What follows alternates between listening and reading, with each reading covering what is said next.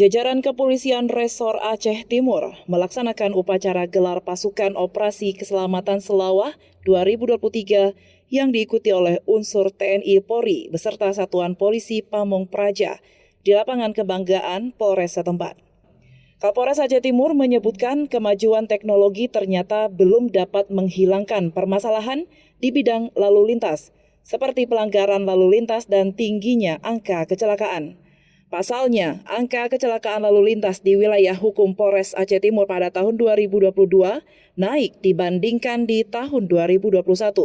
Dari 383 kejadian menjadi 414 kejadian atau naik 14%. Oleh karena itu, untuk mengantisipasi permasalahan tersebut, Polres Aceh Timur menggelar Operasi Keselamatan Selawah 2023 yang dimulai dari tanggal 7 sampai 20 Februari mendatang. Menurutnya, selain untuk meningkatkan kepatuhan masyarakat dalam berlalu lintas, operasi kali ini juga dilaksanakan sebagai upaya cipta kondisi menjelang bulan suci Ramadan 1444 Hijriah. Bahkan kali ini Satuan Lalu Lintas Polres Aceh Timur mengedepankan tindakan preventif, edukatif, dan persuasif secara humanis kepada masyarakat.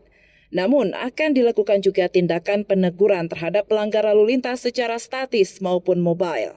Harapkan adanya penurunan angka-angka kecelakaan yang terjadi di wilayah hukum Polda Aceh.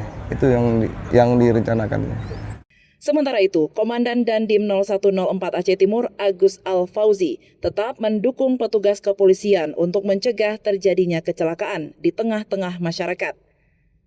Dari unsur TNI, Kodim 0104 Aceh Timur memberikan dukungan sepenuhnya kepada unsur kepolisian dan pemerintah daerah dalam melaksanakan tugas-tugasnya.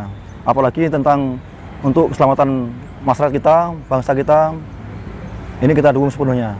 Dari Aceh Timur, Romi Syaputra melaporkan untuk Puja TV Aceh.